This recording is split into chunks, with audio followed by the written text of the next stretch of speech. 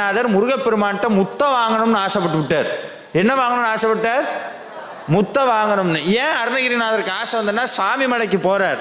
சாமி மலைக்கு போனா சிவபெருமான் முருகனை தூக்கி கொஞ்சறார். முருகனை தூக்கி கொஞ்சனா எப்படி இருக்கும்? நல்லா இருக்குமா நல்லா இருக்காதா?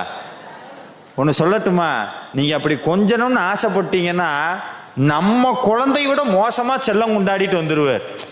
நம்ம குழந்தைய விட மோசமா செல்லம் கொண்டாடிட்டு நம்ம கிட்ட வந்துடுவார். இறங்கவே மாட்டார், மனசை விட்டு இறங்கவே மாட்டார்.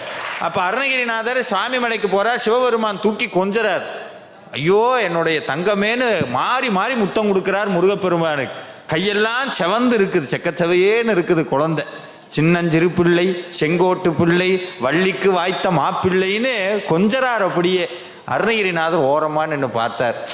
நம்ம என்னதான் முருகனுடைய அருள் வாங்கியிருந்தாலும் 1000 தான் இருந்தாலும் அவரு தானே அப்பா, அவர்கிட்ட தானே முருகன் போவான் அப்படின்னு ஓரத்தில் கண்ணு கலங்கி போச்சு.